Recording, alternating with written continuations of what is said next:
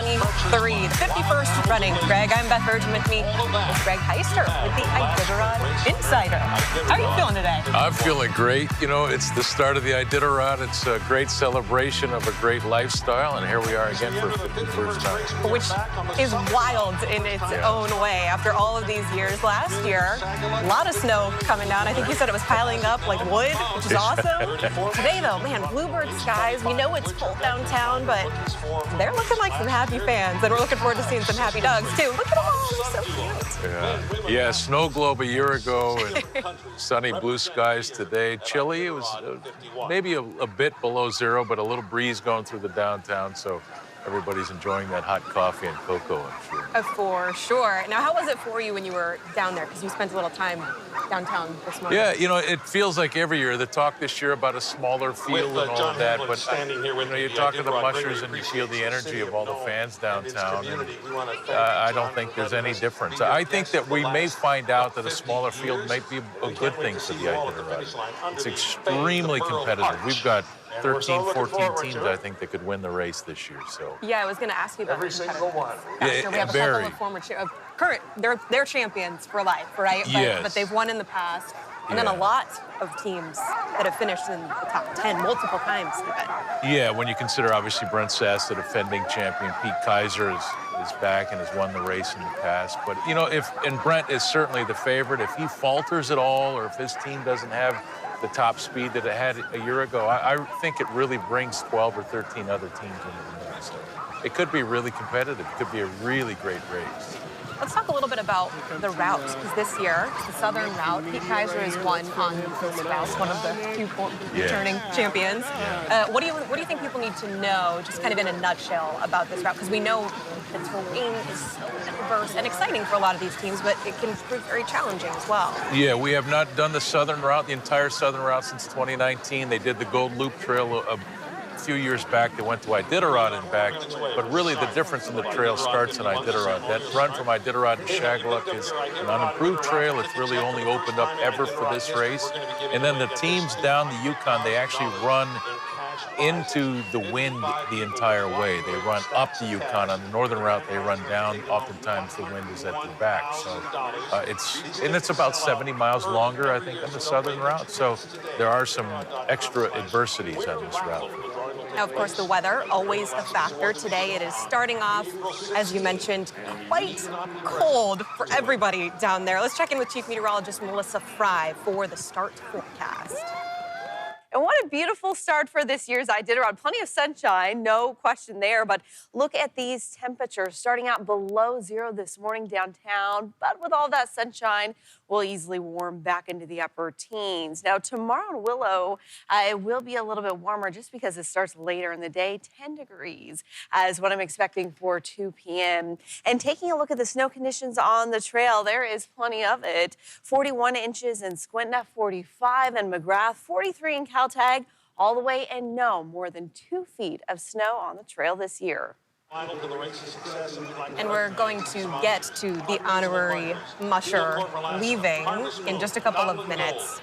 But Lance Mackey, let's talk briefly about him. If his career didn't say it, the response to his passing, I mean, this was an incredible person with an incredible legacy that was left behind with his death late last year. Yeah, certainly one of the most popular mushers, I think, that the race has ever known. I think that he was someone that people identified with, kind of rose up out of the ashes. Of course, his life has been talked about in documentaries, and I'm sure there'll be books written about Lance in time. But what he did out on this trail on a 4-year run will never be seen again. It was this race at its absolute pinnacle, and he proved that the human will could help these dogs get to that finish line first. So often we talk about the dogs and their desire, but Lance's desire to win the race and beat cancer and reconnect with his father and his family was certainly on display in those 4 years. It was awesome. The comeback kid, the comeback kennel. What were some of the maybe standout memories that you have of him? I know you've been following this race for so long and you knew him well. And there's just so many. You know, the great thing about Lance is that he was the most humble champion I think that the race has ever known. He always had time for people. If you go back and look at all that old checkpoint footage, even in the years that he was in the in the lead, and it was a close battle. He always had time to stop and chat and sign autographs. He was extremely friendly and approachable, and people could just identify with him because he was kind of an average Joe. And he was a Shakespearean character, you know, certainly extremely gifted and talented, but also flawed personally, like so many of us often are. So he will be missed. He will be celebrated. And his memory will live on forever because of this race. Certainly, all human, but with those standout performances and those history-making years, like you said, that four-peat, never seen. I mean, that's just crazy to think about what that took as an athlete, as a person. You know, everything that goes into this for one go at the Iditarod. And for him to do it throughout his life while also facing so much adversity. Yeah, and did that on the heels of surviving a cancer that many thought that he wouldn't survive. And in that first year, in 2007, you know, he broke a runner, literally almost broke the back of the runner off from the stanchion back prior to Rainy Pass, and went nearly 200 miles in one runner when others like Jeff King, another four-time champion, was telling him that he should scratch because he could never make it through the miles ahead. And he took it all the way to McGrath before he was able to find a new sled and continue on and eventually win the race. He was a type of character, I think, that transcended generations. Lance would have been a great musher in '73. He would have been a great musher in 2050 and years to come.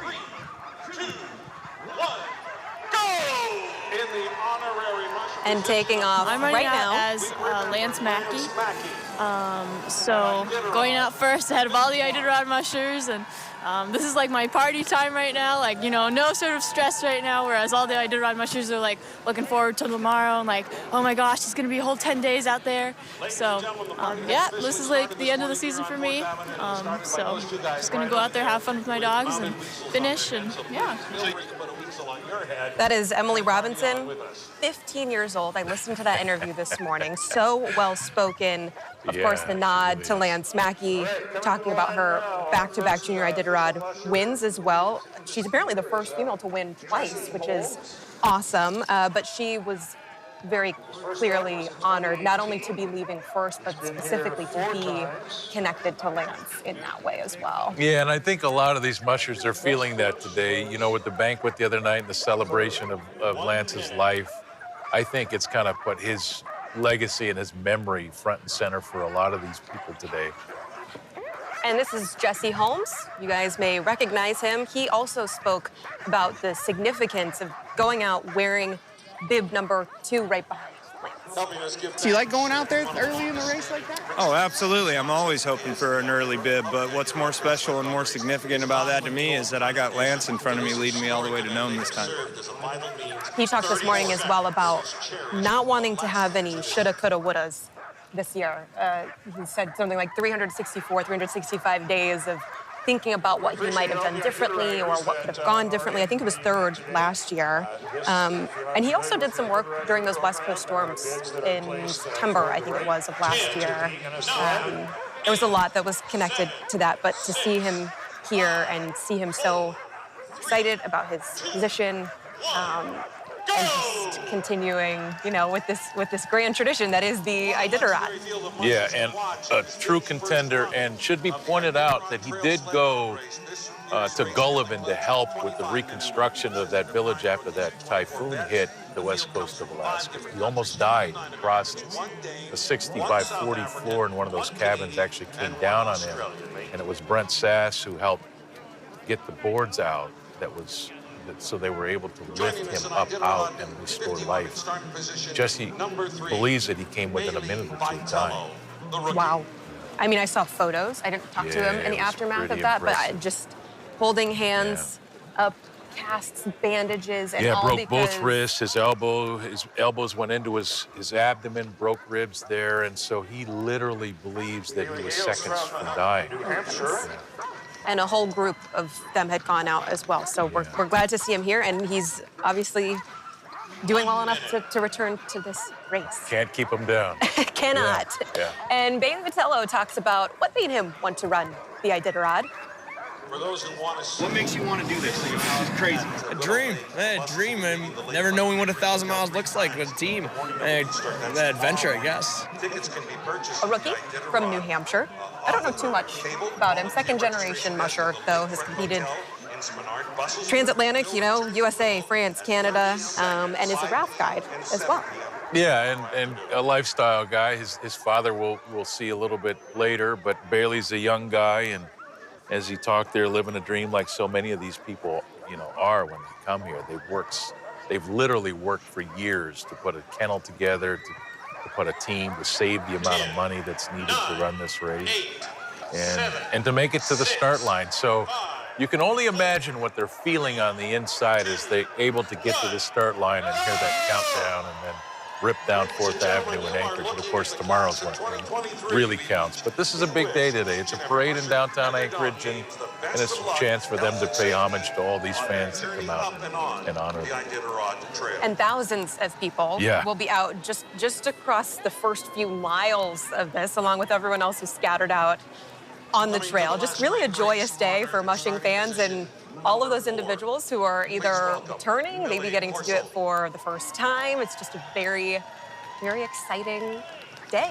No, it is. Yeah, it's a culmination of a lifestyle. And when you look at Iditarod and what it's, what a sled dog and what mushers have meant to this state, long before this state was kind of tamed, right? Like a time of when it was rough and ready. These dogs helped put roads in, put homes in, put lives in across the state of Alaska. So that's really what we're celebrating today. Hey, here's Mila Porsild, another contender, and I think one that's growing in great popularity across the state. Sure. Yeah. Sure. I have loved watching her race, and I know, man, last year was a doozy, to say the least. And I know you and the Iditarod Insider team used Nome machine this round, and we saw a lot of this from Sky in a chase plane. But for you and seeing how her race unfolded last year, what was that like? Well, that was, first of all, it was a real deal. It is the community with the dogs, their family, which, sounds like a cliche, but that is what it is. It's the bond that you have with the dogs. It's the working with them, seeing them developing them, celebrating with them, having hard moments with them. It's all of that. I feel like I asked Mila the question in a way, but I know there's a lot more to how her race unfolded last year. The wind, the blizzard conditions being a continuing storyline throughout Iditarod 50. But for you, what did you see out there, particularly with her race? First of all, it was a real deal blizzard last year, right? A lot of teams got caught up in that in the final miles. And it's always difficult because they've worked so hard to get there, and they're so close to the finish line. And it really is the Bering Sea coast that separates this from all of the other mushing events that there are in the world. I don't care if you're talking about Norway, you're talking about the Yukon Quest, or the Iditarod. That Bering Sea coast is the difference maker. And she's done some of those expeditions as well. She's legit. Yes. Yeah, no, she's legit. She's done more miles on the back of a dog team, I think, than anybody else in this event. She's just done it in the polar regions. And up now is Ryan Reddington. He spoke this morning just a little bit about his long-standing family legacy. So yeah, how special is it? Just that you keep being able to continue like that kind of family legacy and stuff. Yeah, I think it's very important. My grandpa, he ran the race 19 times, my dad 14 times, my brother 17 times, my uncle Joey a couple times, and my brother Robert as well. And yeah, it's important to have a Reddington in the race. Top 10 the last 3 years. One of those mushers that's relatively easy to identify, not only by his look, but also that bright green that you cannot miss. Not quite the bright pink of Didi's genre, but there's the sign right there. We're in bib number 5. And 3 top 10 finishes his last 3 races. Ryan is serious. Ryan is knocking at the door. Now he just needs a few more things to go right. He says he's going to go out slower. He's kind of taken the team down, kind of throttled down a little bit, so I don't expect him to be one of the first 2 or 3 teams in Nikolai, as he often is. If he goes slower in the middle part of this race, I think that he could be a real player at the end. And he's an easy guy to root for. Wouldn't it be great to have a Redington finally win the Iditarod? And if it's going to happen, it's going to be Ryan that does it. I mean, the grandson of Joe Redington Sr., the father of the Iditarod, taking off just now and wearing bib number 5. We will be back after shortly. Still to come to the last race. The last race hunter. Christian Turner from Australia, Aaron Peck from Alberta, and Michael.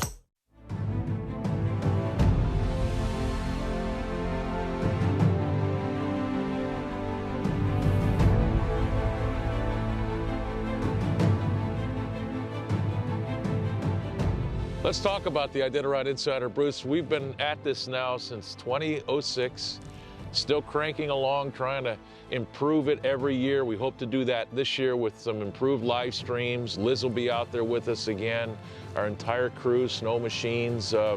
It's important for everybody to get involved. And the Iditarod Insider, I believe, not just because we're a part of it, but I do believe it is the best way that you can help this race today. It cannot be influenced by, let's just call it outside haters. Your money will go directly towards putting this race on. Things like moving straw down the trail, moving foot ointment, getting the vets up and down the trail, and just helping with the exorbitant costs that it takes to put on the Iditarod sled dog race. So certainly your support is appreciated. If you've been an insider all these years, we love you, thank you. If you've been on the fence, this is a great time to get involved in.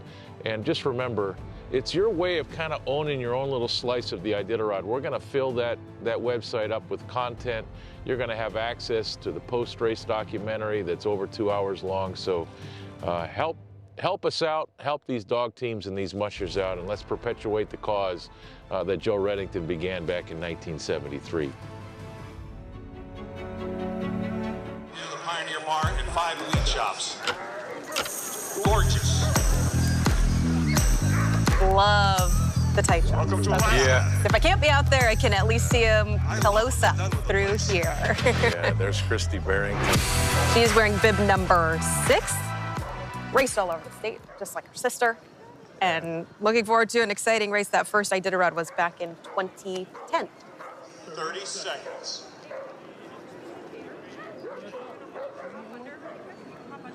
All right, we're going to continue with Christy. 11th Iditarod. Highest finish was in 2019 on this same route, Southern Route.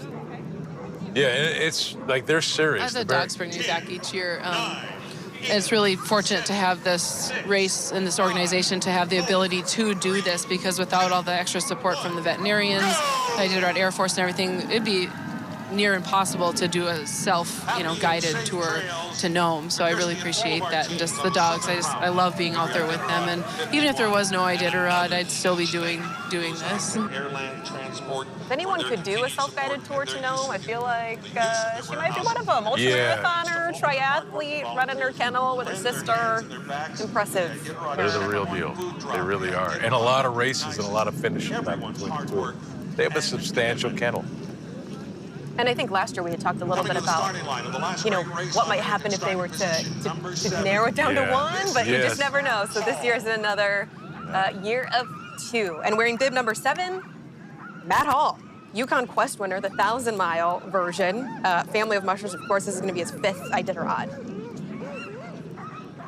And another young guy that's coming up. And of course, you talked about the fact that he won the Yukon Quest earlier. Still looking for that great run in the Iditarod. Finished 11th back in his first year.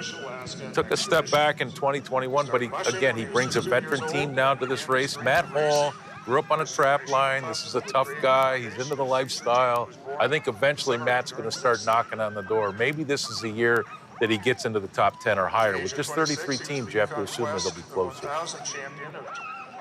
You're coming off a big year this year, right? You won a race. We won the Quest 300, and then 4th in the Copper Basin. So yeah, it's a good year. Dogs are doing good. They're ready to go. I mean, those are 300-mile tune-up races, so it's in the big picture when it comes to a 1,000-miler and what we're about to start tomorrow. It's nice to know they're tuned up, but doesn't mean we're going to get to know them first. It is a long way to Nome. So I feel like these are realistic expectations. And really, he talked about 300 miles. On this trail, that puts you around McGrath, right? When you consider how long this trail is compared to those 300 miles. It's completely different. And then when you finish with the Bering Sea coast and all that wind and blizzard and wide open white country, it's a very different feel for these teams. He really, truly doesn't know how they'll respond.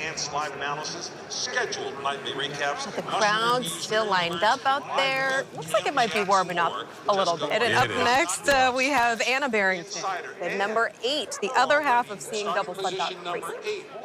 Yep, and Anna, you know, she got going, what, a year or two later. Christy was the first one to come out and run this race, and then Anna got involved, and they really have become mainstays. I'd have to go back and look, but I think Anna now with 11 finishes, or maybe it's 10 finishes, and Christy with 11 or 12. Does it say there on the screen? Yes, 11th Iditarod. And, you know, so between them, they've got real power and knowledge in this kennel base. And so they're great. They truly are mainstays. It's great having them out there, and they're tough. They're really tough. These trims have been made possible because of help and support. Oh, we got a little bit of everything on my team. Some new faces this year, and some rookies, some veterans, and that. So a little bit of everything. It's a potpourri of puppies. They're ready. Look at them. And you start just so pristine looking, and then you get through, you know, this first little short trek. You got to restart tomorrow, but just a really exciting time. And they look ready to go. Yeah, and there's Iditariders, you know, that come from all over the country that are actually sitting in their sled, so they pay to be there. And so it's really about, you know, them and these fans that are lined. You can see the yellow cap with the white ball there. That's the Iditarider that's in the sled. So it's a blast for them, and it's a great experience. Tow sled, you keep them slow so these dogs are not going out too hard.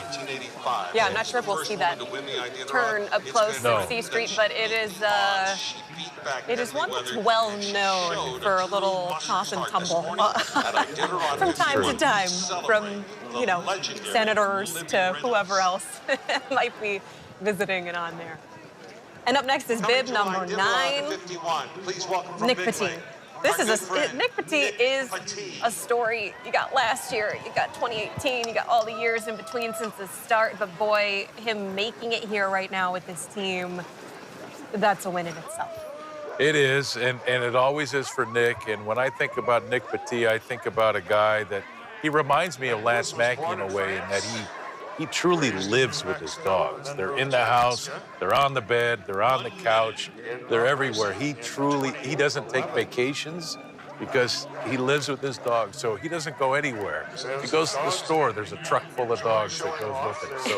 So Nick is completely about this and loves this. And I know he's knocked on the door in the past and has had some trouble going across Norton Sound, but you know, we hope one of these years that he breaks through, because he does encapsulate what the event's all about. Yeah, I mean, finishing as high as second in 2018. Today, he talked about just wanting his dogs to be happy.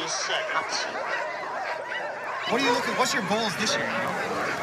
Well, we want to finish with the happiest looking dog team. That's always the goal. That's it. That's all I care about, is them being like that. I guess. And last year, it was that very last minute illness diagnosis, COVID diagnosis. Jeff King, you mentioned him earlier. How can we talk about a multi-time winner such as Jeff King? And Jeff King stepped in, and the race unfolded the way it did. But Nick is here now, and wanting those dogs to be happy and healthy the whole way through, but perhaps maybe looking for a break. Yeah, keep an eye on Nick now. This is a team that has got some top-end speed. He's going to want to get off and battle a little bit with Brent. We'll see how he can handle those last 200-300 miles. Nick's a player. And coming up to the line right now is Katie Jo Dieter. We had Jeff Dieter running with her as well last year. And she ran last year in her first attempt. She had to scratch because of that massive storm. But she is one of the few people who went onto the finish line anyway. She had to get help from a snow machine. what life-saving, perhaps in some ways, because of the conditions out there.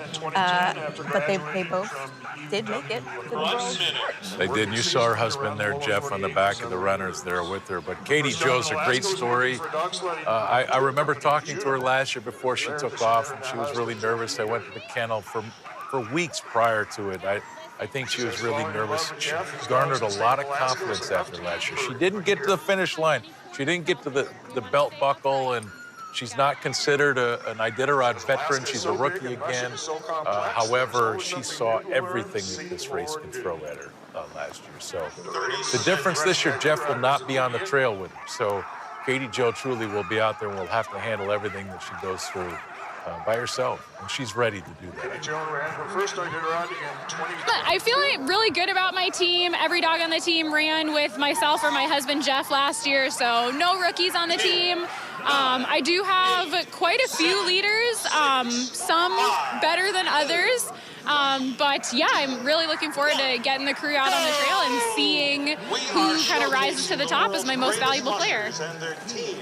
Katie Joe Dieter wearing bib number 10, taking off in the ceremonial starts of Iditarod. We'll be right back. Well, they're going to mush out of downtown Anchorage, dropping down Cordova Street, following the wooded Chester Creek Trail past Goose Lake, and riding a Pebble airstrip on the east side of town, just off of Tudor Road.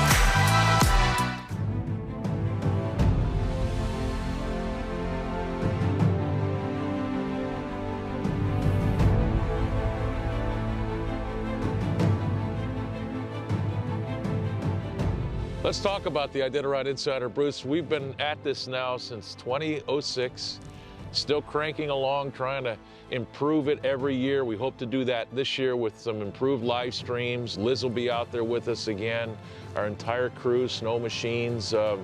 It's important for everybody to get involved. And the Iditarod Insider, I believe, not just because we're a part of it, but I do believe it is the best way that you can help this race today. It cannot be influenced by, let's just call it outside haters. Your money will go directly towards putting this race on. Things like moving straw down the trail, moving foot ointment, getting the vets up and down the trail, and just helping with the exorbitant costs that it takes to put on the Iditarod sled dog race. So certainly your support is appreciated. If you've been an insider all these years, we love you, thank you. If you've been on the fence, this is a great time to get involved. And just remember, it's your way of kind of owning your own little slice of the Iditarod. We're gonna fill that website up with content. You're gonna have access to the post-race documentary that's over 2 hours long. So help us out, help these dog teams and these mushers out, and let's perpetuate the cause that Joe Reddington began back in 1973. Reaches the finish line in Nome, receives $1,049 for their and their team's effort. A new view. Yeah, that's great. We haven't seen that one yet. Yeah, I'm liking that. I like bird's eye view. Exactly, just the different angles we're getting from downtown today. And this is Dan Caduce. Yeah, one of the driest senses of humor that you'll ever be around. I asked everybody to send me a video before the race, and he sent one talking about Bigfoot. Great guy. According to the ADN coverage of the Iditarod, the last time mushers raced the southern route. Really good. Last year we had a super hard training year with tons of snow, tons of wind, and this year up in our place north of Fairbanks, as soon as we set the trail, it stayed in for a month straight. So it's been really nice, easy training comparatively. Funny that they call that easy. I know. Which is fine. I mean, I get it, but also, whoa, that's a happy load of work right there. I know, that you're it is a talking lot about. of work. And he finished in 4th last year, got all 14 dogs to Nome. One of the greatest things I've seen in my years around this race. All 14 to Nome and still finished in 4th place. He's a guy that could win. And he had come back, I think in 2021, after kind of taking a little hiatus starting in 2014. But very exciting, like you said, to have that whole team, because typically somebody is going to be left at a checkpoint. Well, somebody, as in a dog, yes. At least one is going to be left at a checkpoint. Well, it's the old saying, right? You're only as fast as your slowest dog. None of his dogs slowed down last year, and he got them all. And still in the top 5. Yeah. It's incredible. Hunter Keith. This is a rookie and a great guy. I don't know if you've talked to him yet, Beth, but he's kind of an unassuming guy. He's been dreaming about this since he was a young kid in school, and he was, I think he was inspired first by becoming an insider. His school teacher had the education package, and it really inspired him. Yeah, I think that's how a lot of kids actually end up learning about this storied race. He talked this morning as well about being a rookie, and as he mentioned, what made him want to run. This is my rookie run. This is my first race. What makes you want to do this? I've wanted to do this since I was 6, 7 years old. I just always loved dogs and being in the outdoors, and heard about the Iditarod, and I just thought it was the greatest combination of the two. And he's originally from Michigan. He's run the Knick 200, the Willow 300. He's won the Goose Bay 150, I think, twice. But as we've mentioned before, this is a whole new beast to try and tackle on the southern route of the Iditarod. Totally is. And he worked with Nick Petit for a few years, and now he's running out of the Reddington camp. So under the tutelage of Ramey Reddington, one of the legends of the game. So Hunter's going to have a good run. And he had first, as you mentioned, started under Nick. That was in Girdwood. Nick's now in Big Lake. But it's always exciting to see the rookies toe the line for the first time and then watch how their races unfold. Remember, it's the rookie that truly doesn't know for sure they can handle the sleep deprivation. They can go 1,000 miles. They can do what they need to do to get there. My money's on Hunter. To the last great race on earth, Jennifer Labar. Jennifer Labar, as you just heard, from Healy, started with bird dogs in Tennessee, apparently. Was a big hiker, hiked the Appalachian Trail, and now she's about to tackle 1,000 miles, hopefully, with her dog team. Yeah, I talked to Jen this morning. You know, she started building her kennel in 2015. So again, 2015 now. I mean, it's quite a few years ago. And so she's put a lot into this. And it's kind of dedicated her life to getting to this moment. So if you've ever dreamed of anything out there and you've had to work for something for years and you finally get to the doorstep of accomplishing that dream, this is where Jen Labar is this morning. I can only imagine what goes through their minds. And completed several mid-distance races. And your rookie run, what kind of goals you got? You know, like, what are you... Oh, well, just to get to Nome with some happy dogs, healthy dogs. Yeah, I'm most excited about just getting on the trail tomorrow, and every day I think it's going to be full of surprises and all kinds of new country and experiences. An exciting time to be down there and be entering this race. You know, you talked a little bit about the pool from this year. It is smaller, the smallest it's been seen since the start of the Iditarod in 1973, but very competitive, while also welcoming a group of clearly motivated rookies. Yeah, and I don't think we should get hung up with how many teams are going. Exactly. I know, one year we had over 90, but we've had a lot of 70s and a lot of 60s. But maybe going forward, this is the sweet zone, 30 to 40 teams going to Nome. I don't think it's any less interesting because there's fewer teams, and you still have the greatest teams in the world on display. And the competitivened, the quality of the competitiveness, I do not expect that to wane at all. Yeah. Brent Sass, yes. The man. The man. Why don't I let you take this one? The champion of Iditarod 50. The first thing I'm noticing right now is that look at the booties on his dogs. Normally he's got all the fluorescent, chartreuse green. He's got orange ones. So I gotta get to the bottom of that. That's the first time in years. There's Rob Urbach saying hi. But boy, Brent's he was going to get this done eventually, and what he went out and did last year, I think it was the 4th fastest time to win the Iditarod. Everybody thinks he's this long, plodding team that all these 100-mile runs. No, this is a fast, legit, great dog team, and it's just getting better. And he is very excited to once again be racing in the Iditarod. And then why is Brent Sass fired up about the races? It's another Iditarod. You know, we're coming off a victory last year, and I'm really excited about the dog team, and just it's another adventure. You know, we look forward to this race all season long. You do all these mid-distance races and you train all season, but it's really it's for this race. So it's great to finally be here, and getting to the start line is usually the hardest thing for us all. You know, so once they say go, it's on, and the vacation begins. And he is out in remote Alaska, Eureka, near Manly Hot Springs, if you are familiar with that area. 11 of the same dogs from last year, he said this morning. 3 new ones. He actually retired Morello from last year. That was one of his main dogs. But we know that he is stoked to finally be out here. He won the Yukon Quest 550 earlier this year. Of course, has those other Yukon Quest titles to go along with the Iditarod crown. Yeah, and he's got an almost orange dog named Slater. And I think when Brent is done, or this era for him is over with, we're going to look back at this dog named Slater, and it's almost orange. I'd be surprised if Slater's on the line today. We're going to look back at Slater as being one of the great dogs in the world. A lot of orange. Oh, it's a beautiful dog. Yes. Yeah, it's just beautiful dog.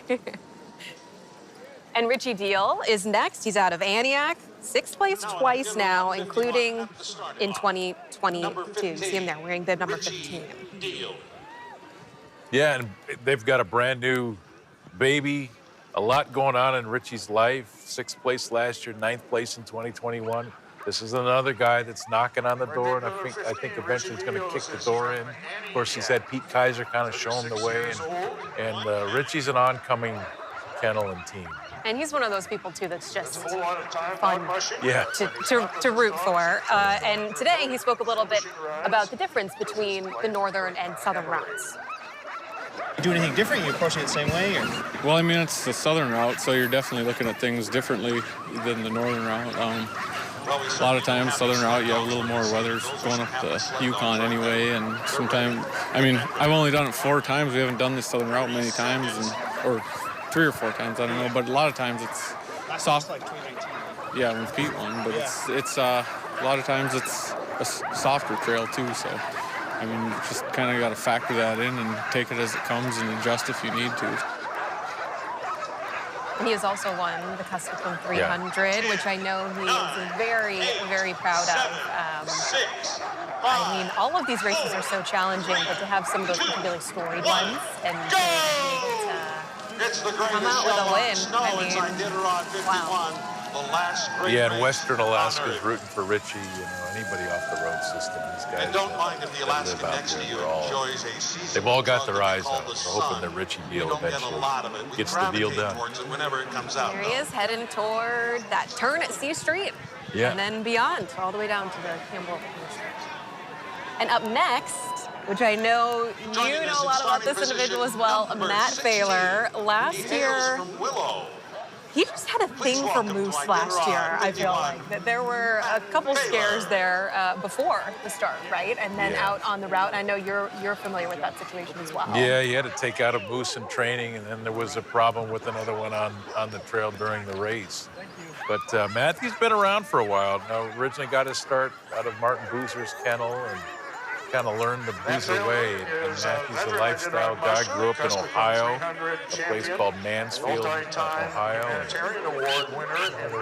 I was going to say I can't quite see it. His wife Liz. Birthday boy, probably. Yeah. Talking about himself. Well, and his wife Liz, they're Is her birthday expecting. too? Oh, they're yes. expecting Maybe their it first said child. Baby boy. Maybe, That might be it. Yes, baby boy on the way with Liz Coming Raines. in June, yeah. Which is so exciting for them, I know as well. Liz is an amazing person, worked for Channel 11 previously. They met on the trail, and I love, he's said this multiple times, and of course it's been just plastered around the country, including in the New York Times, but he said, you know, his adventure on the trail led him to one of the best adventures of his life, which is Liz. I love getting into the native communities. I love going through the steps in the gorge and going to Roan. I like the challenge, but honestly, just pulling the hook and taking off, kind of leaving everything else behind, so it's just nice to go. 2013. And there he was talking just a bit about what he likes about the race. I know there's a lot more to it than that as well, but just a couple of those comments there. He first entered the Iditarod, though, in 2012, and he is, as you saw, wearing bib number 16. But an exciting time. And when you talk about the moose on the trail, you have to pack it out, right? Is that a formal rule? I mean, I feel like most people would anyway. Well, I don't think you have to pack it out. Okay. You do have to contact race officials. It has to be dealt with. You know, not to be too graphic with that, but you have to deal with a large mammal on the trail before you can continue. So Matthew went through all those steps. It was just one of those situations where it's either the dogs or the moose. They're going to get it, right? Either the moose is going to get into the dogs and do a lot of damage, or else the moose has to be stopped. It happens. And I think there were multiple reported sightings last year as well, which is not, I mean, we're talking about remote Alaskan wilderness. On the Bison, Yukon. moose, all the, you know, whatever you can imagine is out there. Bigfoot is another argument. Not that Dan Caduce, he's a believer, trust me. Yeah, he's totally hook, line, and sinker. Yeah, I hope he finds Bigfoot eventually. From the town of Kinnick, please welcome in the starting position number 17. Yeah, here comes Eric Kelly. Good guy. He finished his first Iditarod. Yes. In his first attempt last year, took 34th. As a rookie, Kelly, age 52, was born in New Haven, Connecticut, and grew up in for an outsider, just getting to the line, you have to qualify. You have to do certain distance races to qualify. You get to the starting line, to finish is a whole other thing. To finish as a rookie in your first attempt, I mean, that's a pretty good start. Yeah, and remember now, he finished in 34th place a year ago, and not that he saw everything that the Iditarod could throw at him. He was in some of that storm at the end, but he was just far enough in front where that storm didn't shut his team down like it did Katie Joe and Gerhard Thayer and Bridget Watkins. Those teams really got stuck in that storm.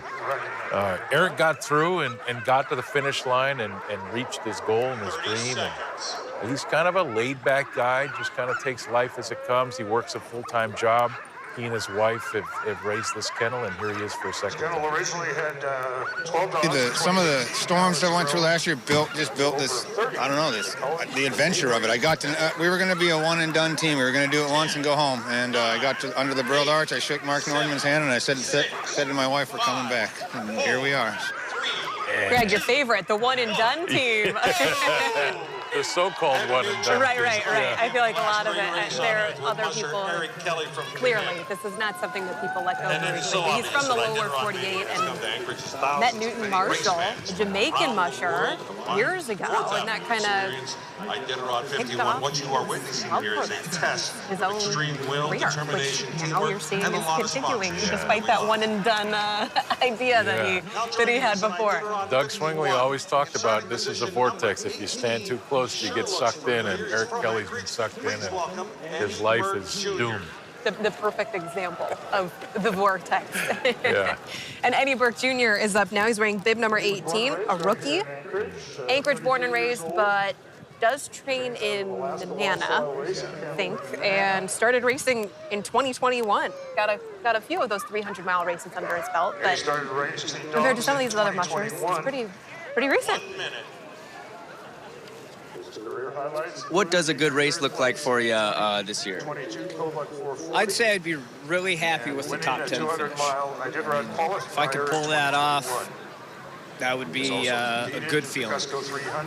If just coming across the finish line with a healthy and happy team, of course you can't beat that either. You know, I mean, I think that's the most important thing is a good-looking dog team at the finish line. And Aaron Burmeister not in this race this year, but he considers Aaron one of his close mentors. And a guy named Tony Browning, who's there in Nana, helped raise this dog. Excuse me, this team. But the thing about Eddie, if you're a high school football fan in the city of Anchorage, this is a former All-State, I think, tailback for service back in the day. Extremely competitive guy. This is your favorite to win Rookie of the Year as we begin this race, but I guarantee you, He's got enough self-belief. He's looking at a top 10 finish, if not better. I know we used to have not the brackets, but the list of the top few. Yes. Do you have a top 5? Well, Kind yes, of? I do have it. I do have a top 5. Maybe not in any particular order, but Yeah, just... Eddie's not in the top 5, but he's got dogs good enough to be in the top 5. Okay. Yeah. And as a rookie, you're doing pretty well if you're in that space at all. Bridget Watkins coming to the line, as you just heard. Yeah. Technically, again, a rookie. You have to finish this race to be considered a veteran, but she was in it last year, and I think it was it with Gerhard Tiart that she kind of got trapped out there in that storm? Yeah, and hearing about their experience, I was just thinking, thank goodness you were together, because you can go it alone, but also maybe having the buddy system in place worked out well for them, because that had to be absolutely terrifying.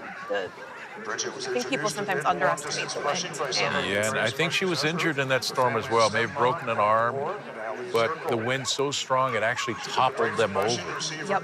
And it was a near life-threatening situation for both her and Gerhard. So she got out. Of course, this is the daughter of Alan Moore, a multi-winner of the Yukon Quest, and stepdaughter of Ali Zirkle. Yep, and she talked today just about how this is about having fun. This is just a super fun day, because this is when the fans get to come out. This is when really there's no stress. We kind of had a little team meeting this morning. I said, today is fun. We should enjoy ourselves. This is not stressful. I have the best crew over there. We have like food and coffee and snacks, and my boys are making drinks for people. And so our family and our team is a big family team that gets together, and we really enjoy this. She is amongst the kings and queens of And she called this a 2,000-mile race with a very long layover. She is determined to finish this, and I'm excited to see her do that. And you may notice as well, she is wearing a helmet. We talked about that last year.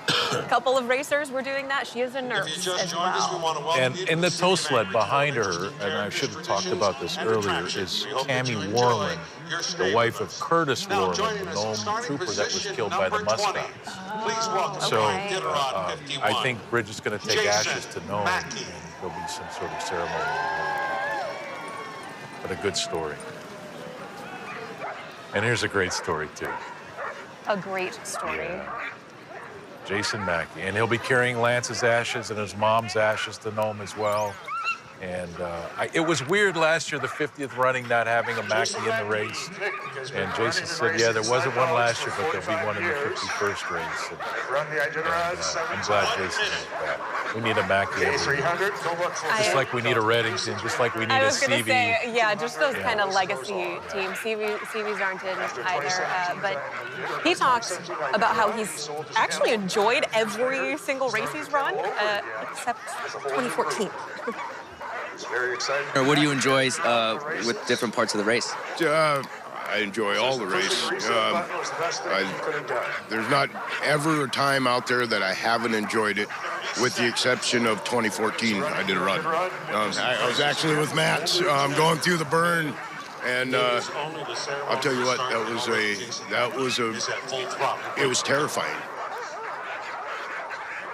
Now that family, of course, has a long-standing legacy with the Iditarod, and actually Jason kind of started over. He sold his kennel in 2017, and now he's rebuilt it. Just another comeback. Yeah, made some life changes, did some things to kind of reconstruct his life and his family. And he's come back to dogs, and he's come back to the great race. 7 Iditarod, 6 finishes. There's a 7th. We'll be back after a short break. Iditarod history books.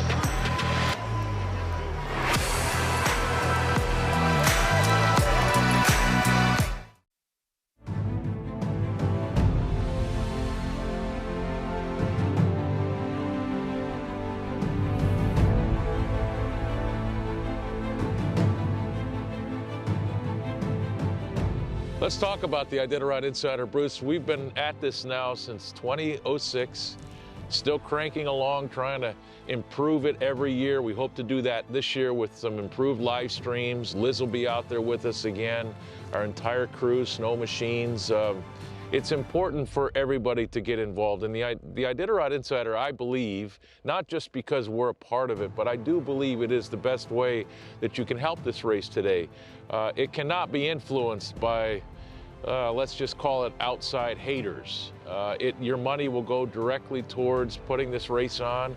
Things like moving straw down the trail, moving foot ointment, getting the vets up and down the trail, and just helping with the exorbitant costs that it takes to put on the Iditarod sled dog race. So certainly your support is appreciated. If you've been an insider all these years, we love you, thank you. If you've been on the fence, this is a great time to get involved in. And just remember, it's your way of kind of owning your own little slice of the Iditarod. We're gonna fill that website up with content. You're gonna have access to the post-race documentary that's over 2 hours long. So help us out, help these dog teams and these mushers out, and let's perpetuate the cause that Joe Reddington began back in 1973.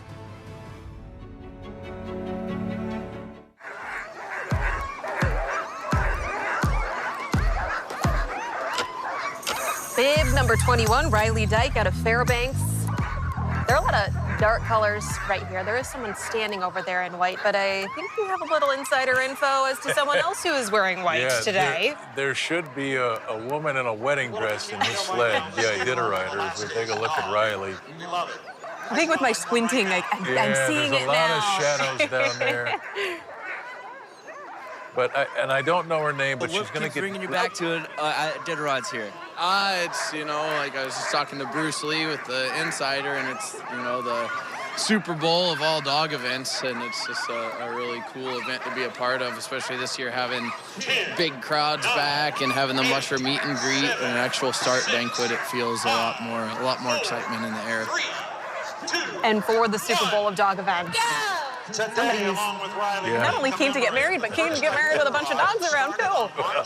But here's the deal. She paid to be in the sled. She's good. She's got a wedding dress, and it's not the dress that she'll wear on Sunday, but in case it gets damaged today. But I think when it's done, she's going to jump on a snow machine and drive all the way to the valley, and then she will be getting married Sunday by Dee Dee Johnrow, I think. I'm trying to see these photos, okay? Because congratulations for one, but also for my own curiosity. I want to see how it goes. It kind of reminds me of Matt and Liz, just surrounded by dogs, Only joyous occasion. Right? Yeah, it's a little different. And Gerhard Tiart from Cape Town, South Africa. Unfinished business is kind of the theme for a lot of these racers. We talked a little bit about him with Bridget. He got caught up in that storm, had to call for help, but thankfully is here and in shape to take on Iditarod 51. Stopped short 50 miles last year from the finish line. It is a journey me and my wife. We began 22 years ago, and got to come back. Got to finish what I started. And he ran a Mitch Seavey team last year. Same thing this year. He's running the B team of Mitch Seavey, from what I understand. And he's another one of those that saw an Iditarod documentary. You may have been involved in that. But saw an Iditarod documentary back in 2002 and just could not let go of that dream. And so here he is again, looking to make it formally to the World Arch. And we sat Garrett down in Nome last year when he came in from that storm. And he was all twisted up on the inside because he knows that was life-threatening, but he got so close to the finish line. He was afraid that he had given up on his team and his dogs, and he had to be, reminded several times that, you didn't get to the line. You got within a few miles of that line. You saw everything that the Iditarod had to offer, and you made the right decision for your dogs. And here he is again. So he's come back, and now he can go get his belt buckle. I think he might have. Did he have a broken ankle? He hurt himself too. Yeah, it was a real deal last year. Yeah, and on kind of that more serious note, I mean, when you're talking about scratches and withdrawals and having to call for help, sometimes that's not an easy decision. But then when you think about protecting your dog team and you think about protecting yourself, you got to make a call. And like you said, it was clearly the right Yeah. And these people are all self-reliant. It's a very difficult thing for them to ask for help. Kelly Maxner's not going to need help. You know whose dog team he's got? Mr. Dallas Seavey's dog team, the A-team, the A-team. And Kelly's a really competitive guy, and he's run quite a few Iditarods now. He's been in the top 23 times. And do not be surprised if Kelly is up towards the front deep into this race. 9th Iditarod start as well. Started mushing back in 2008, and he talked a little bit this morning about why he just loves getting out there. 30 seconds. What are you looking forward to about being back on the trail, and if some highlights there? You know, I just love being out there in the middle of nowhere, you know, by myself with the dogs, just quietly moving down the trail, seeing things that nobody sees, and it's just awesome being out there. You know, if we get a Northern Lights display or something like that, that's awesome. Yeah, it's just great being out there. 10, 9, 8, 7, 6, 5.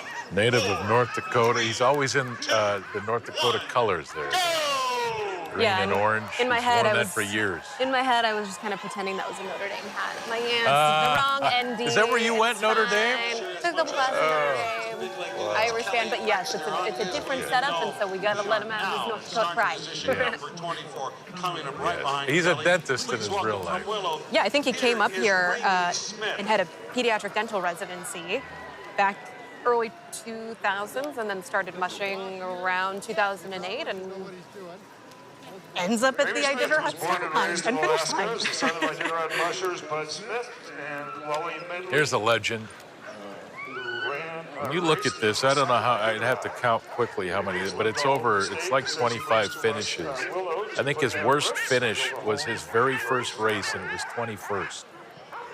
Yeah, 12 Think about top that. 10s is impressive on its own, but then to talk about that consistency of being ranked that high every time over those years is pretty incredible. And he spoke this morning, too, just about the love for this race, the Iditarod, and everything that surrounds it. I really love the coast. The people are super nice up there. And I like coming into Elam and Koyak. All the villagers there, they're always so nice and happy. And it's quite a challenge getting across the Sound. A lot of storms and stuff. And so it's always a huge relief to manage to get across that ice and not manage to fall in the ocean anywhere. And most of these dogs that are racing, they're not racing past, what, a lot of times 4 or 5 years old, is it? You hear a lot about 2 or 3 year olds. Yeah, right? you'll see 7, 8, 9-year-old dogs. I've heard of a few of those, but they're really, typically a little younger, right? Totally. Yeah. When their prime is, 3 to 6. And so once they get over 6, a lot of them will start to age out. But let me repeat, 25 finishes. Exactly. Right?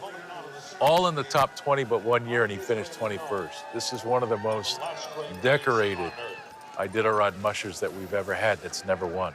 And to be raising dogs and repeatedly and consistently, as we said. And a family. Yes, several kids, right? Yeah. He and Becca Moore, Ava, Banyan, and Coral. He's got 3 kids. Precious. Precious. Precious. I love the baby and the kid stories too, because it's a family affair. And It totally is. There's a lot of poop scoopers in that family. Yeah. Assistant poop scoopers, or maybe lead poop scoopers, I don't know. And Joanna Jago is next. She spoke this morning just about what she enjoys about this day, the ceremonial start and everything that's part of the day before the official restart. What do you enjoy about, the ceremonial start of it, the fans and the gatherings here? It's so awesome to see all the people that come here to support us and just are all here for these guys, which is really what it's all about. Now, her first run was in 2021, and that, we've talked about this before too, the Gold Trail Loop initially had that loop around flat. Instead, these teams turned around at Iditarod, and I know that she's looking forward to tackling the whole trail this time. Yeah, think about it. She's never mushed down the Yukon, at least on the Iditarod Trail down the Yukon. She's never seen the Bering Sea coast. So she's been to Iditarod and back, so she knows she can do that. But an all-new trip for her once she hits the midway point. But she did finish that Gold Trail Loop course, so she is a veteran.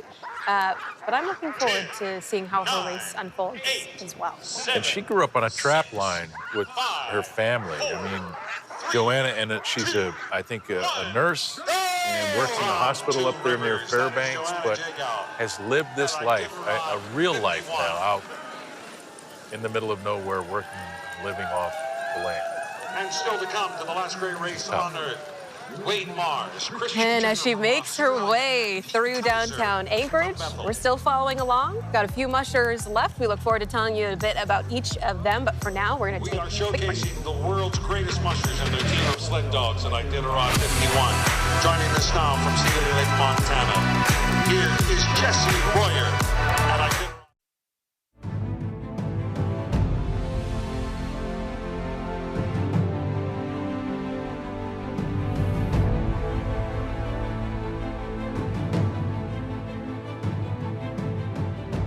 Let's talk about the Iditarod Insider. Bruce, we've been at this now since 2006, still cranking along, trying to improve it every year. We hope to do that this year with some improved live streams. Liz will be out there with us again, our entire crew, Snow Machines. It's important for everybody to get involved. And the Iditarod Insider, I believe, not just because we're a part of it, but I do believe it is the best way that you can help this race today. It cannot be influenced by, let's just call it outside haters. Your money will go directly towards putting this race on. Things like moving straw down the trail, moving foot ointment, getting the vets up and down the trail, and just helping with the exorbitant costs that it takes to put on the Iditarod sled dog race. So certainly your support is appreciated. If you've been an insider all these years, we love you, thank you. If you've been on the fence, this is a great time to get involved. And just remember, it's your way of kind of owning your own little slice of the Iditarod. We're gonna fill that website up with content. You're gonna have access to the post-race documentary that's over 2 hours long. So help us out, help these dog teams and these mushers out, and let's perpetuate the cause that Joe Reddington began back in 1973.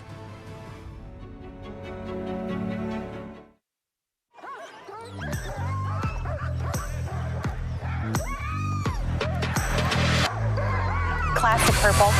Woman after my own heart, Jesse Royer, back in action for Iditarod 51. And I'm just excited to see her. Yeah, and she's one of the great characters of the game, and tough. She's a real cowgirl, kind of an Annie Oakley type.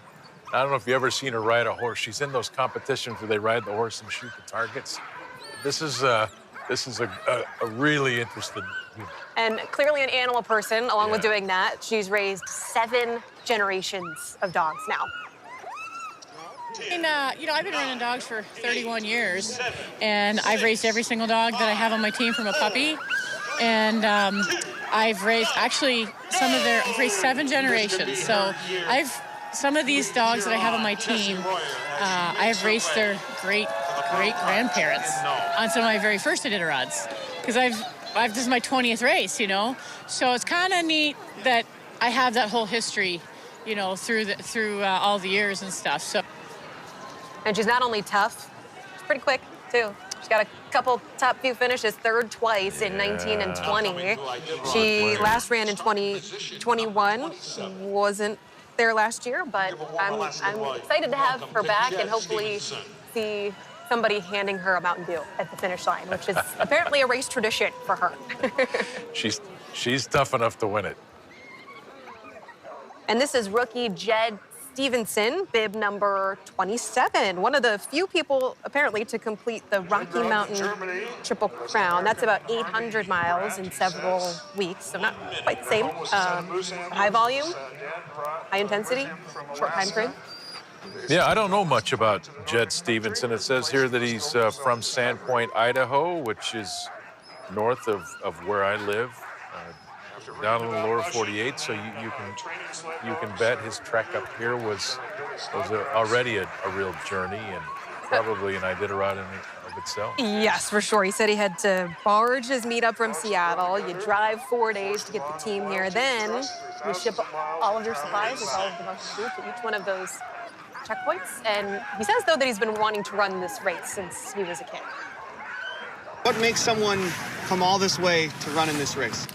Just trying to live the dream. I've been wanting to do this since I was 9 years old. So it's been a long time coming. And that was 8-year-old Pax next to him this morning, working out in downtown Anchorage. He says that he's also kind of looking at this as 50 miles at a time, right? And if he can do that, he'll probably get to the finish line. These rookies, like, if they just stay conservative, just run, rest, get on a really good schedule and stick to it, and then just race over the last 150 miles, I think many of them will get to the finish.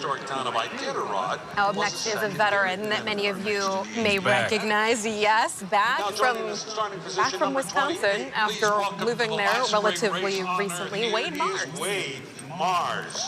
Yeah, he's living down in the lower 48 now. This is a guy that grew up in the Kinnick area and grew up around the Reddingtons and has dreamed of winning this thing for a long time. Lives in Wisconsin. So happy he came back to the Iditarod after a couple years away. He and his wife Sophie now with the baby and I think another one on the way. Wade was a contender when he left. Let's see how he's been doing while he's been gone. And does he bring the same caliber team to the finish line or to the start line?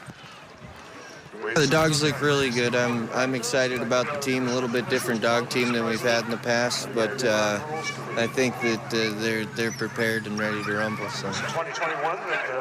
And he has 4 top 10 finishes as well. He did place 4th in 2021 on that kind of different route, but he's ready. He says he ran this route as a rookie too, and mentioned this morning that as expected, this is a different team from the past. There are different dogs, and then the training, totally different as well. I mean, he's been in Wisconsin versus Alaska, but he's definitely stoked to be back, and I think a lot of fans are excited to see him, too. He served kind of as a leader within the Iditarod as well, and some different things like that, too. Yeah, he's been very active, and I think that the thing he told me that he's learned most with being down in the Wisconsin area mushing dogs is that he's completely changed the diet that his dogs eat. So he's brought a whole new way of feeding up here. We'll see if it works out. Did he tell you how? Well, okay. I don't want to talk about it on television. Off camera, we'll talk about what he's feeding. A secret. My bad, I should have taken that hint. Everyone's got their trade secrets. You don't want to patent everything, otherwise everyone can access it, right? Yeah. And up next, another rookie wearing bib 29, Greg Vitello. Yeah, and again, another rookie that we're going to really get to know these people, I think, when we get out on the trail and we get 100, 200, 300 miles into the race and we can sit down and just get to know them and talk to them. He's got beautiful dogs. They look ready to go. They look happy. Beautiful. They do. Sometimes I wish they just had the little pointer. This is Shadow. This is, But he talked this morning about running with his son. I set a goal 25 years ago to do this, and it's taken that long to get here. Alaska Huskies, who were more than excited to take on any trail ahead of them.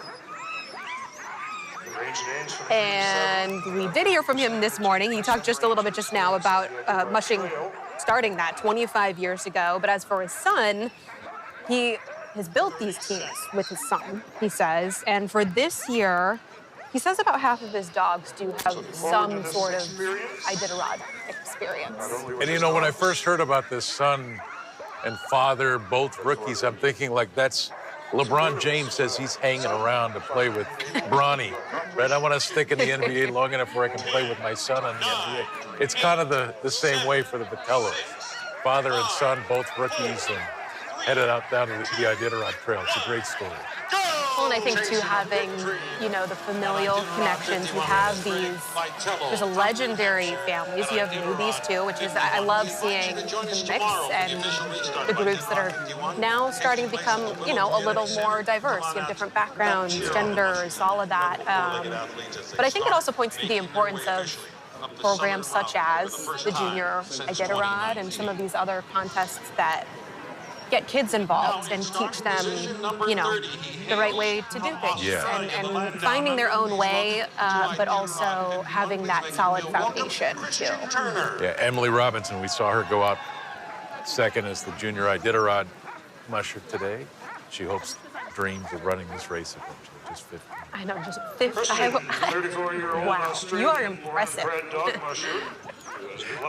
Hey, here's a guy we've got to keep our eye on because he's a really athletic, tough, couple-time finisher of this race, but he's running Mitch Seavey's. I was just about to say, I know you know whose team he is running, and he ran Dallas Seavey's teams in 2014 and 2015, placed 15th But the B team in 2015. Right, Yes, but for this Dallas. year is an A team, right? Mitch's The A team. legit, yeah, #1 team. And I talked to Mitch this morning. He says, look, you know, when COVID hit, we kind of sold off some of our dogs. I gave some of my better ones to Dallas. He says, our kennel is back and at full strength now, and that's what Christian's bringing. He's here to win. And I asked him this morning, are you here to win? And he completely downplayed it. And as soon as the camera turned off, he says, of course I'm here to win. Yeah, he's here to win. It's an addictive sport, and I just love being in the wilderness and checking out, you know, the Alaska range, getting to see the villages and spending time with the dogs. And just knowing that he's running one of Mitch's teams, I do want to talk about the Seaveys a little bit. Of course, we saw Dallas last year, decided to take a little bit of a hiatus, length to be determined. Maybe you know more about that than I do. But Mitch also had an injury, right? And so and so being able to have your dogs out on the trail, training again, experiencing this, whatever this race might throw at you, is an imperative part, keeping them in shape and in check for the next round. And as he departs, we will take a short break. We'll be right back. Now joining us from Alberta, in starting position number 31, please welcome Aaron Peck.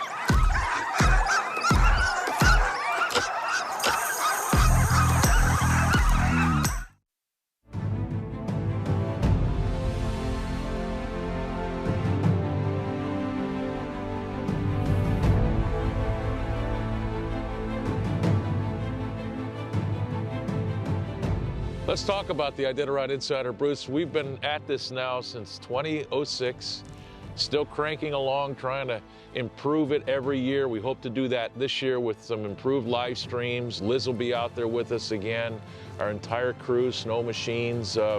It's important for everybody to get involved. And the Iditarod Insider, I believe, not just because we're a part of it, but I do believe it is the best way that you can help this race today.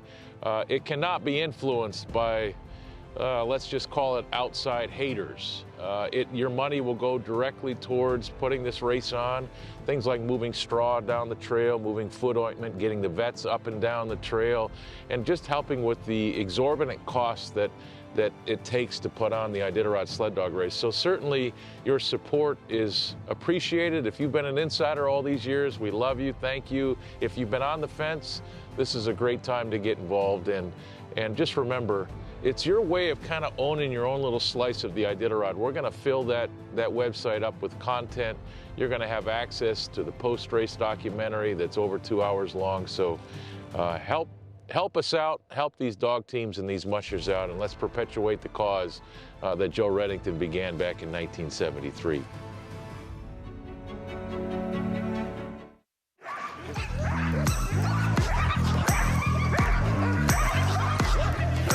Another international racer at the line right now. This is Aaron Peck, and he has a lot of Iditarods behind him, too. Yeah, and does better every year. 51st, 45th, 41st, 34th, 23rd, 14th, and last year 10th. 51st to 10th is Yes. a wild change. He's and here to win it, improvement. too. Aaron's serious about this. Out of Grand Prairie, Alberta, Canada. And he says he has a core group of 8 dogs and then some younger dogs mixed in. But he did this morning compare the start crowds to the Tour de France, where you have all these people crowded in certain places, and it just kind of, the waters kind of parts, and then happens again. You see another big crowd, and then part again. So it's an exciting time, and to have him back too. 9 starts, 7 finishes. as you mentioned, that lone top 10 was 10th in 2022. And you've heard me say it a lot. He's here to win it. If Brent Sass falters at all, or if he's slower than he was last year, it literally will bring 12 or 13 other teams into the mix to win. This is an exciting year. I'm more jacked up, I think, about what we could see out there this year than any other, even though it's a smaller field. Yeah, and we were talking in break just kind of how a smaller field changes things.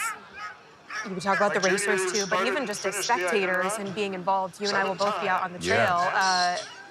Being able to engage with these teams a little bit more, follow them more closely, and then, to your point, the quality of the teams that we're seeing and what could happen out on the trail, making for a very exciting race. And as storytellers, we're going to get to tell more of their stories. Which is my favorite. Right? Because oftentimes everything gets watered down because there's so many teams. But with 33, we're going to spend time with every one of them. And wearing Big Mom, they're 30. I got a decent team. Not a whole lot of miles on them, so I'm gonna take it extra conservatively. Now that is Michael Williams Jr. out of Akiak, wearing bib number 32. A veteran. Young dogs this year, though. And he has a few dogs from other people back home, he says, but he's got experience, and he's got experience out on this trail. He's got some good finishes. 2012, he was 8th. 2014, he was 11th. And so Mike knows dogs. Of course, his father was a big part of this race for a long time as well.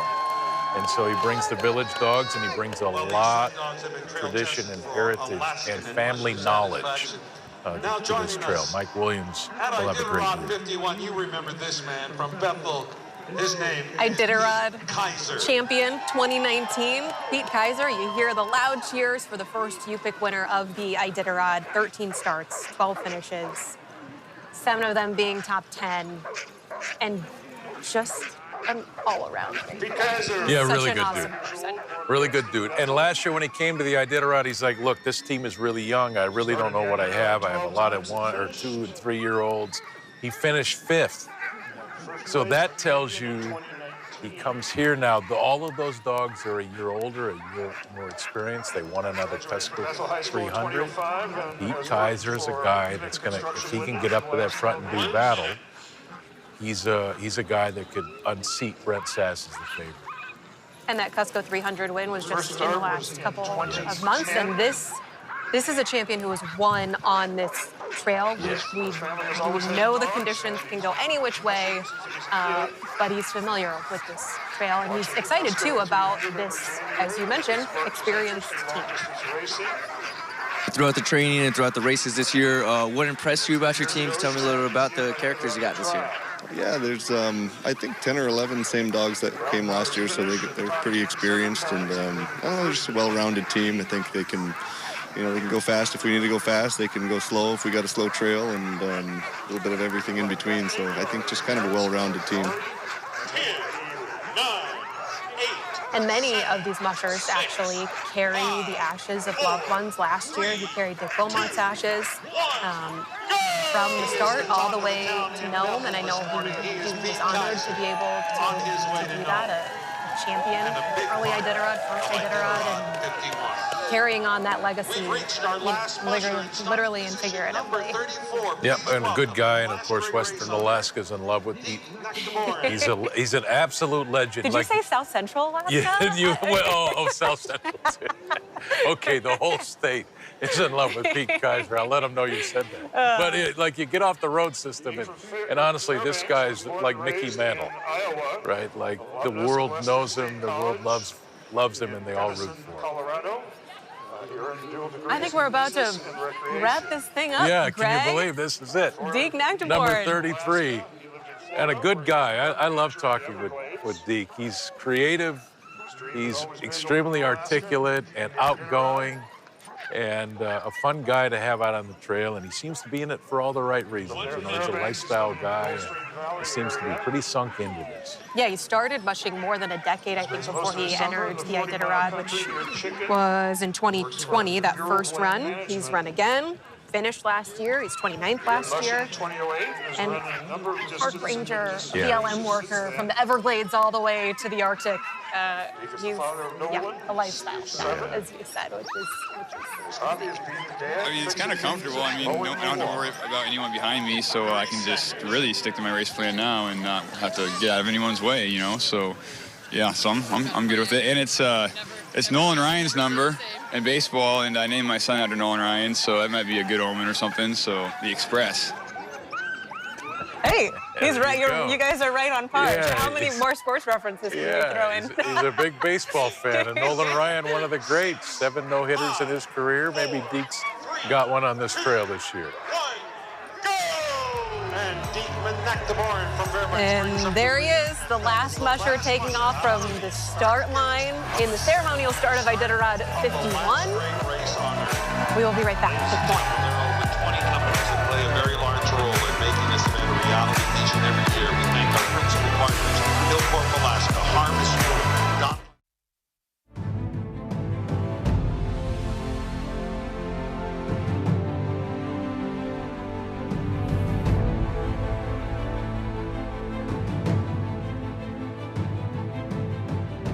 Let's talk about the Iditarod Insider. Bruce, we've been at this now since 2006, still cranking along, trying to improve it every year. We hope to do that this year with some improved live streams. Liz will be out there with us again, our entire crew, snow machines.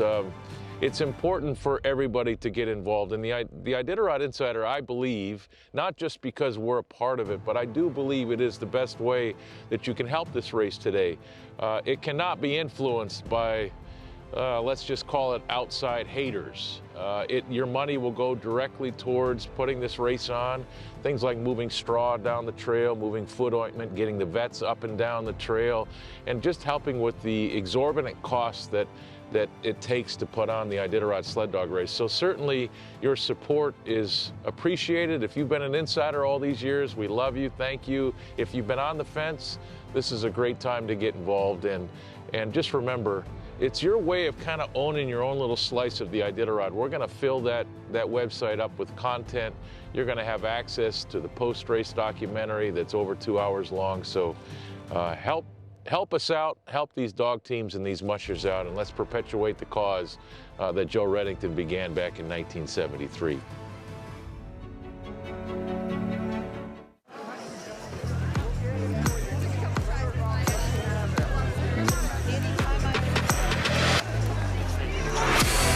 Boy, it is looking toasty out there. Yeah, it's getting warm, you can tell. That is a very clear sky compared to what we saw last year.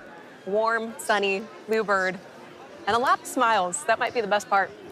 Yeah, that's because they're close to a hot cup of coffee and a hot cup of hot chocolate. Maybe a building or two to bump into, yeah. Yeah, chilly this morning, but it's going to warm up on the trail. I don't know if you've looked at the weather forecast out there, but we're looking at a lot of above average, I think, temperatures for this time of year and for these teams. The mushers are going to wish it was a little bit colder.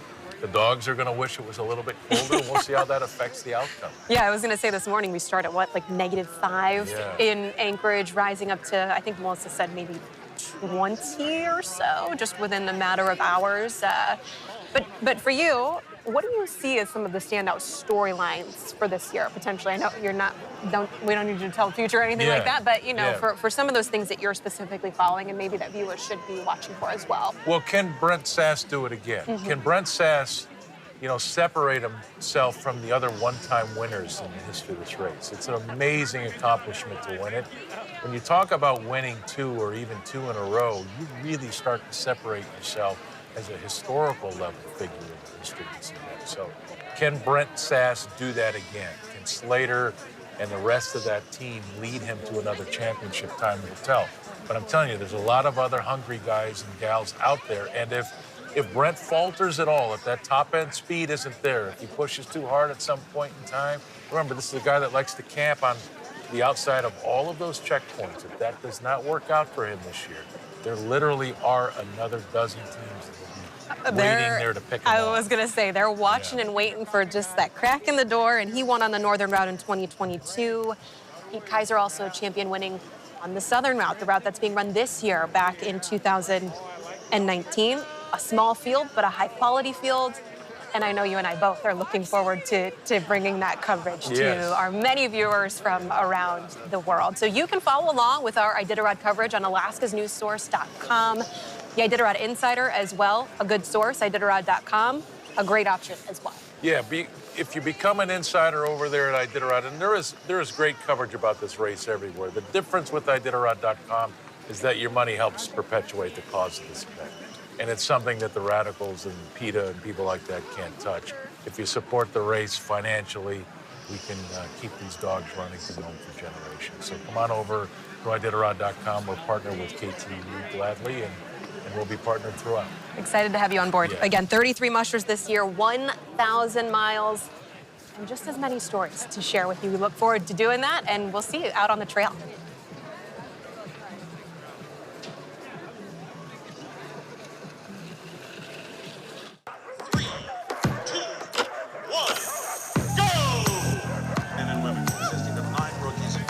The field comes from 5 different countries. Absolutely fit to make the run from Anchorage to Nome.